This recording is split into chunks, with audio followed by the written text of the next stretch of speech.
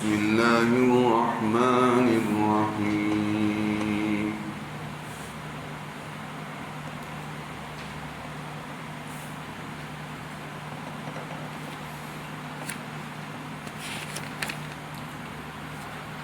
هل ينظرون إلا أن يأتيهم الله في ظلل من الغمام والملائكة وقضي الأمر وإلى الله ترجع الأمور سل بني إسرائيل كم آتيناهم من آية بينة ومن يبدل نعمة الله من بعد ما جاءته فإن الله شديد العقاب زين للذين كفروا الحياة الدنيا ويسخرون من الذين آمنوا والذين اتقوا فوقهم يوم القيامة والله يرزق من يشاء بغير حساب كان الناس أمة واحدة فبعث الله النبيين مبشرين ومنذرين وأنزل معهم الكتاب بالحق ليحكم بين الناس فيما اختلفوا فيه وما اختلف فيه إلا الذين أوتوه من بعد ما جاءتهم البينات بغيا بينهم فهدى الله الذين آمنوا لما اختلفوا فيه من الحق بإذنه والله يهدي من يشاء إلى صراط مستقيم صدق اللہ العظیم.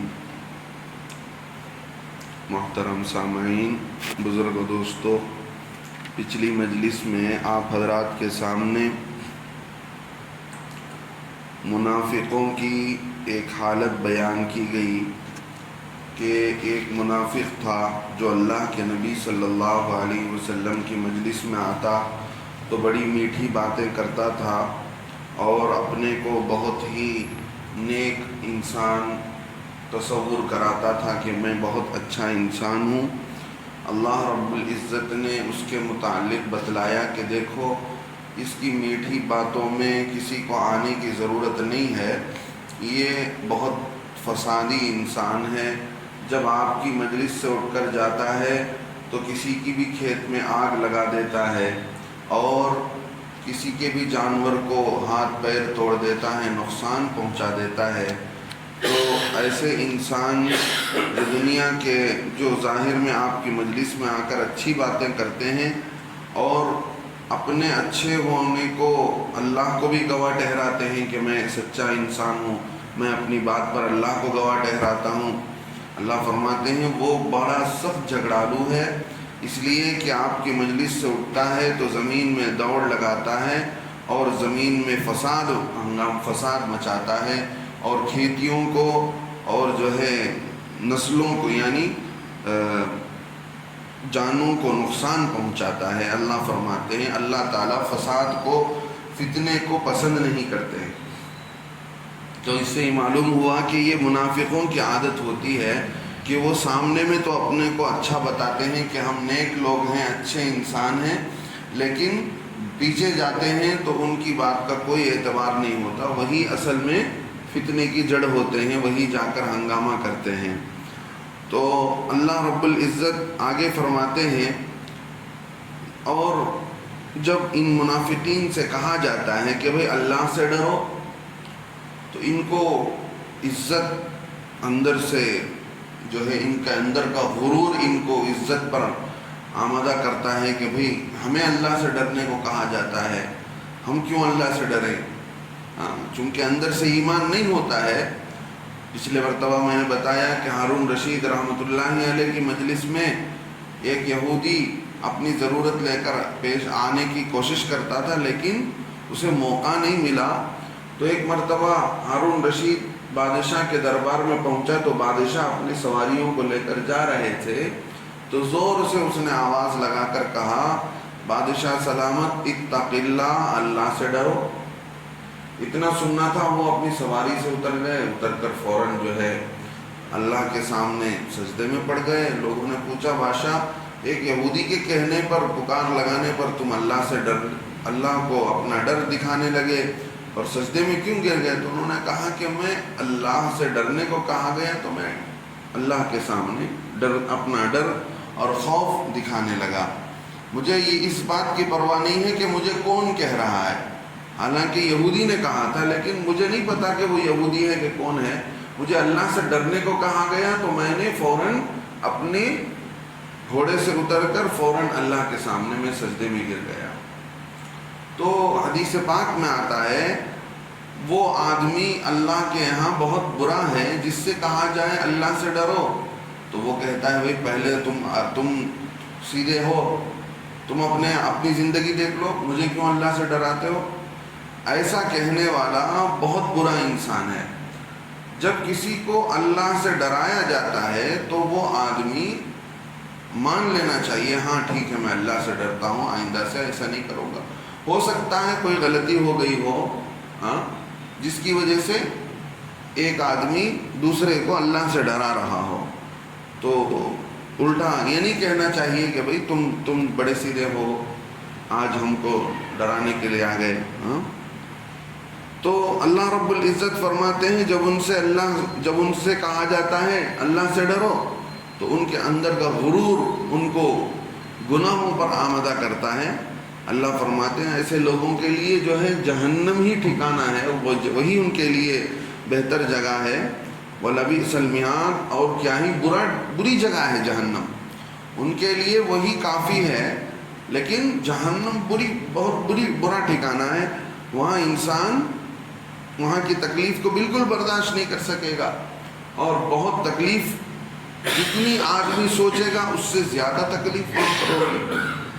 آگے اللہ رب العزت نے وہ کچھ صحابہ جنہوں نے اپنی جانوں کو اللہ کے لیے قربان کر دیا، حضرت صہیب رومی رضی اللہ عنہ مدینے کے لیے ہجرت کر کے جا رہے تھے، راستے میں مکے کے کافروں نے روک لیا تو انہوں نے تیر نکال کر کہا کہ دیکھو میرے ترکش میں، یعنی میرے کمان میں جتنے تیر ہیں، میرے تیر سارے نشانے پر لگتے ہیں، تم کو اچھی طرح معلوم ہے، لہذا اس سے بہتر کہ تم میرا پیچھا کرو، میں بتاتا ہوں مکے میں فلاں جگہ پر میرا گھر ہے، وہاں پر اتنا مال ہے، تم وہ سارا لے لو، مجھے اپنے نبی کے پاس جانے دو۔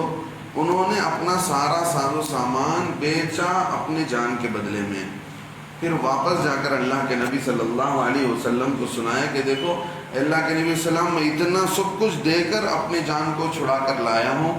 اللہ کے نبی علیہ السلام نے فرمایا ربح البیع ابا یحییٰ، اے ابو یحییٰ تم نے بہت نفع کا کاروبار کیا ہے، تم بہت نفع کی تجارت کر کے آئے ہو، آج تمہیں جتنا نفع ملا ہے اس کا اندازہ نہیں۔ اب اللہ رب العزت آگے فرماتے ہیں اے لوگوں ایمان میں داخل ہونا ہو تو مکمل داخل ہو جاؤ۔ بعض لوگ یہودی تھے، مسلمان ہوئے تو وہ لوگ کیا کر رہے تھے؟ وہ لوگ یہ کر رہے تھے کہ دیکھو اسلام کے اندر جمعے کا دن عظمت والا دن ہے، ٹھیک ہے ہم جمعے کی عبادت کریں گے، جمعے کا دن کو عظمت سمجھیں گے، لیکن ہمارے یہودی مذہب کے اندر ہفتے کے دن کو عظمت کا دن سمجھا جاتا تھا، لہذا ہم ہفتے کے دن کی بھی عزت کریں گے اور اس کی بھی ہمیں تعظیم کریں گے، عظمت کریں گے، یہ ان کا کہنا تھا۔ اور بعض لوگ یہ کہتے تھے کہ بھئی ہم اسلام میں آ گئے ہیں تو اب ہم پہلے کی طرح اونٹ کا گوشت بھی نہیں کھائیں گے اور اونٹ کا دودھ بھی نہیں پئیں گے۔ تو اس طرح کی باتیں ہوتی تھی۔ اللہ رب العزت نے آیتیں اتار کر بتا دیا کہ دیکھو نہیں، اب نہ تورات تم پڑھو گے، تورات جو موسیٰ علیہ السلام پر اتاری گئی، محمد صلی اللہ علیہ وسلم آنے کے بعد، قرآن اتارے جانے کے بعد اس کا وقت ختم ہو چکا ہے، اس کی ویلیڈیٹی ختم ہو چکی ہے، اب وہ کتاب نہیں پڑھی جائے گی، اب جو کچھ پڑھی جائے گی وہ کیا ہے؟ وہ قرآن ہے۔ اور صرف کس دن کی عبادت کریں گے؟ جمعے کے دن کی عبادت کریں گے، ہفتے کے دن کی عبادت نہیں ہوگی۔ اور اسی طرح اسلام میں اللہ نے اونٹ کے گوشت کو بھی حلال کیا ہے اور دودھ کو بھی حلال کیا ہے، تمہیں دونوں پینا پڑے گا، مسلمان بننا ہو تو ٹوٹلی مسلمان بننا پڑے گا۔ یہ آخر کیا ہے تمہیں یہ بات آئی تھی۔ آگے اللہ رب العزت ایک بات یہاں بیان فرماتے ہیں کہ دیکھو هل ينظرون، یہ کس بات کا ان کو انتظار ہے؟ هل ينظرون، کیا یہ اس بات کا ان کو انتظار ہے، یہ نظر لگائے ہوئے ہیں کہ الا ان یأتیہم اللہ، سمجھ رہے؟ نظر ینظرو کے معنی آتے ہیں دیکھنے کے۔ یہ کس بات کو دیکھ رہے ہیں؟ یعنی یہ کس بات کا انتظار کر رہے ہیں اور آسمانوں پر ان کی نظر ہے، کیا کس بات کو لے کر؟ الا ان یأتیہم اللہ، کہ اللہ رب العزت فی ظلل من الغمام، بادل کے سائبانوں میں اللہ رب العزت ظاہر ہوں گے، والملائکۃ، اور فرشتے بھی۔ جب ان کے سامنے نبی اتارے گئے ہیں، قرآن بھیجی گئی ہے، قرآن کے اندر ساری آیتیں بتائی گئی ہیں، اللہ کون ہے، آخرت کیا ہے، نبی کون ہے، تو ساری چیزیں قرآن کے اندر ہیں، تو یہ قرآن کو ماننے کے لیے تیار نہیں، نبی کو جھٹلاتے ہیں، تو ان کو کس بات کا انتظار ہے؟ کیا اس بات کا انتظار ہے کہ ابر کے بعد بادل کے سائبانوں میں اللہ رب العزت اور فرشتے آتے ہوئے ان کو نظر آئیں گے، تب جا کر یہ ایمان لائیں گے؟ کہ اس بات کا انتظار ہے؟ یہی اس بات کو سوچ رہے ہیں۔ والملائکۃ، اللہ رب العزت فرماتے ہیں وقضی الامر، اور سارے کا سارا فیصلہ کیا کر اس وقت میں پورا کر لیا جائے گا۔ کیا اس بات کا ان کو انتظار ہے کہ اللہ رب العزت آئیں گے، اللہ رب العزت آ کر جو ہے معاملے کا فیصلہ فرمائیں گے؟ اگر اس بات کا انتظار ہے تو یہ بہت دھوکے میں ہیں، یہ لوگ کیا ہیں؟ ابھی بہت دھوکے میں پڑے ہوئے ہیں، ان کو چاہیے کہ اس دھوکے سے نکلیں۔ اللہ رب العزت وہی فرماتے ہیں کہ دیکھو وَإِلَى اللَّهِ تُرْجَعُ الْأُمُورِ، اور اللہ ہی کی طرف سارے امور لوٹ کر جانے ہیں۔ اب یہاں پر ایک بات یہ ہے کہ بہت سارے منکرین جنہوں نے اللہ کا انکار کیا، اللہ سے دشمنی مول لی، اللہ رب العزت نے بتا دیا کہ دیکھو اب ان کا انجام یہ ہے کہ یہ جو جھٹلاتے ہیں اللہ کو، اللہ کے قرآن کو، نبی کو، یہ موت کے بعد ان کا ٹھکانہ جہنم ہے۔ اگر اللہ کو بھی نہ آتا ہوا دیکھ لیں تب بھی کچھ نہ کچھ بہانے کریں گے کہ بھائی یہ اللہ نہیں ہے، ہم نے ایسا نہیں کہا تھا، کچھ نہ کچھ۔ جھٹلانے والے کو، نہیں ماننے والے کے لیے کیا ہے؟ ہاں، نہیں ماننے والے کے لیے ہزار باتیں، ہزاروں اس کے سامنے باتیں رکھ دی جائیں تو نہیں ماننے والا کسی بھی صورت میں نہیں مانے گا۔ لہذا اللہ رب العزت نے بتا دیا کہ ان کا اصل فیصلہ، ان کا حساب کتاب کہاں ہوگا؟ آخرت میں ہوگا۔ دنیا ہی میں اللہ رب العزت ان کے حساب کتاب کو پورا نہیں کریں گے، کل قیامت کے دن ان کا حساب کتاب پورا کیا جائے گا۔ اب ایک مسئلہ یہ ہے، اب یہ اللہ رب العزت کا نور جو ظاہر ہوا تھا، جیسے کہ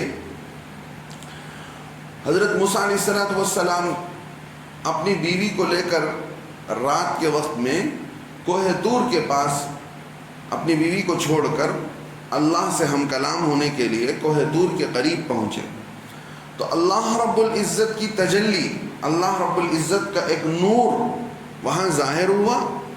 اس نور سے گویا حضرت موسیٰ علیہ السلام نے بات چیت کی، اور اللہ رب العزت نے حضرت موسیٰ علیہ السلام سے ہم کلامی کا شرف ان کو نصیب ہوا۔ موسیٰ کلیم اللہ کیوں کہا جاتا ہے؟ کلیم اللہ کے معنی اللہ سے بات کرنے والے۔ موسیٰ علیہ السلام نے بغیر کسی ذریعے کے ڈائریکٹ اللہ سے بات کیا، تو ان کا نام کلیم اللہ، ان کا لقب پڑ گیا، حالانکہ ان کا نام تو ہے موسیٰ۔ تو ایسے ہی یہاں پر بھی کل قیامت کے دن یہ ہوگا کہ اللہ رب العزت کل قیامت کے دن لوگ اس بات کے انتظار میں ہوں گے اپنے اعمال کو دیکھ کر کہ بھئی کیا ہونے والا ہے، کب فیصلہ ہوگا۔ ہر آدمی کل قیامت کے دن پریشانی کے عالم میں ہوگا، تو فرمایا اسی وقت میں ساری دنیا کی نظر پڑے گی کہ اللہ رب العزت اپنی تجلی یعنی اپنا ایک نور وہ ظاہر فرمائیں گے. گویا آسمانوں پر بادل جیسے گزرتا ہے، ایسے ہی گویا اللہ رب العزت کا ایک نور اور اس کی تجلی ظاہر ہو. اب قرآن کے اندر کئی جگہ پر اللہ رب العزت نے بتا دیا کہ اللہ رب العزت کہاں ہے. وَهُوَ مَعَكُمْ أَيْنَمَا كُنْتُمْ. اللہ فرماتے ہیں بھائی تم جہاں بھی ہو وہ تمہارے ساتھ ہے. تو اللہ رب العزت، ایک سوال یہ پیدا ہوتا ہے، اللہ رب العزت ہر جگہ ہے کہ اللہ رب العزت آسمانوں میں ہے؟ بہت سارے لوگ خاص کر ہمارے اہل حدیث بھائی اس بات کو مسئلہ بنا کر چھیڑتے ہیں. ان کا یہ کہنا ہے کہ اللہ رب العزت نے جہاں جہاں بتایا کہ مثال کے طور پر اس آیت کے اندر اللہ رب العزت کل قیامت کے بادلوں میں آئیں گے، تو اس کا مطلب یہ ہے اللہ رب العزت پرٹیکولرلی وہاں پر بادل میں آئیں گے، نور ظاہر نہیں ہوگا، یہ ان کا کہنا ہے. اور جہاں جہاں اللہ رب العزت نے بتایا کہ اللہ رب العزت آسمانوں میں ہے، تو مطلب یہ ہے کہ اللہ رب العزت آسمان میں ہی ہے. ہمارے اہل السنت والجماعت کا یہ متفقہ فیصلہ ہے کہ دیکھو اللہ رب العزت جو ہے جسم سے پاک ہے. سمجھ رہے ہیں؟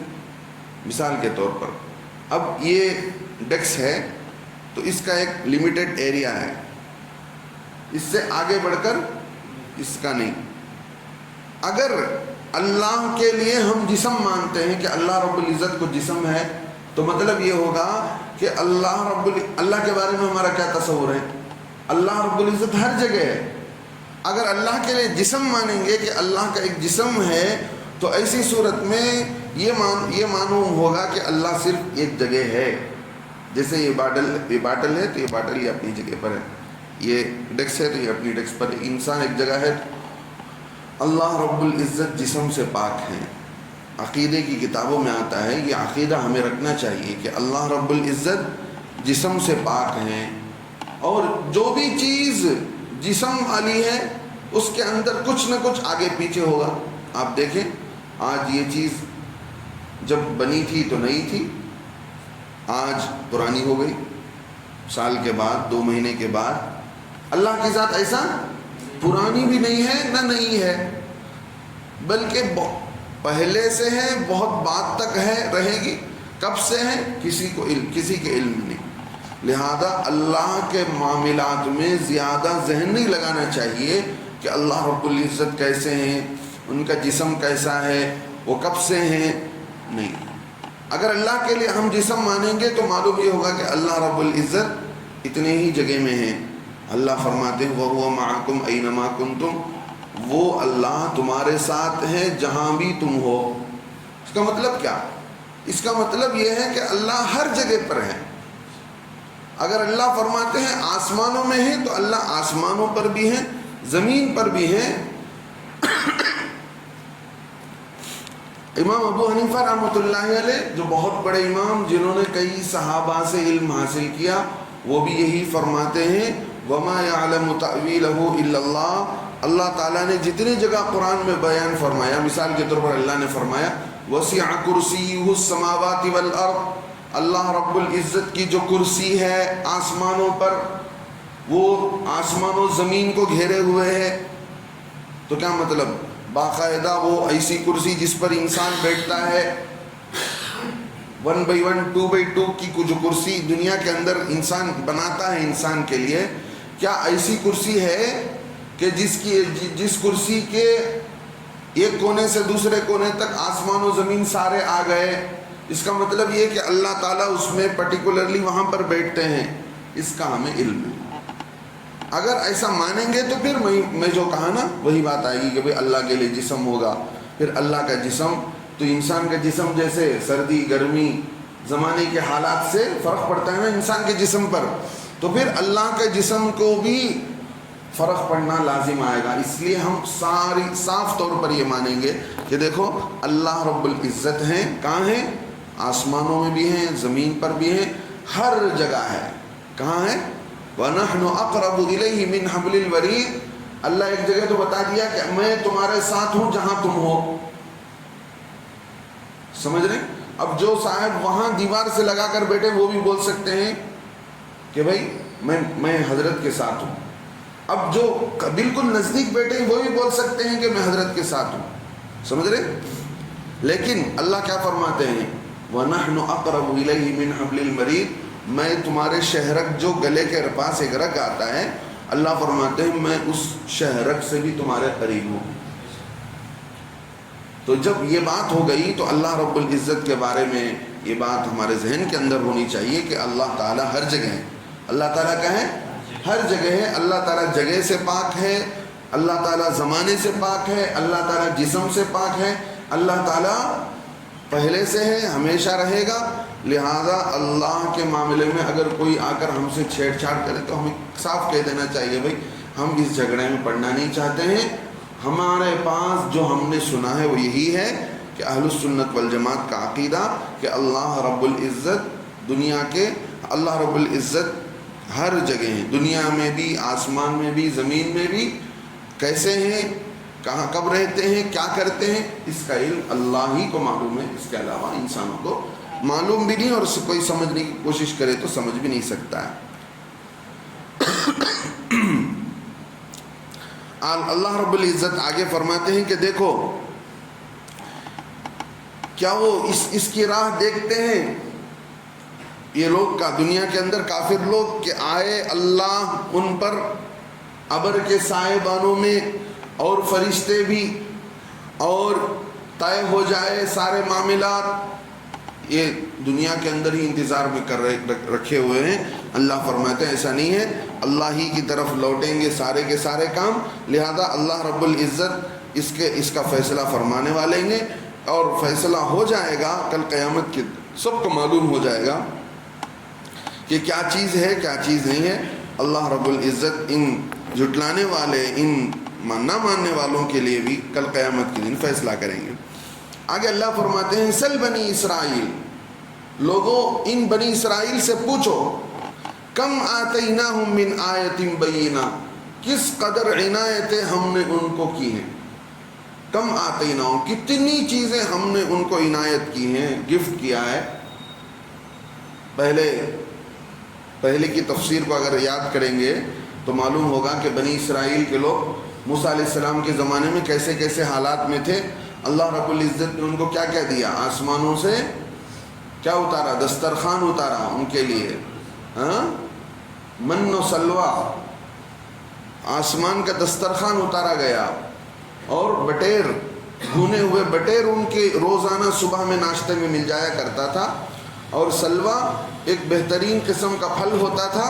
اللہ رب العزت نے کہا کلوا من طیبات ما رزقناکم، ہماری دی ہوئی روزی کھاؤ اور اللہ کا شکر ادا کرو. تو انہوں نے کیا کہا، نہیں ہمیں یہ سب پسند نہیں ہے، ہمیں جو ہے لہسن پسند ہے، ہمیں پیاز پسند ہے، ہمیں ترکاری اگانا چاہیے، ہم خود محنت کر کے کھائیں گے.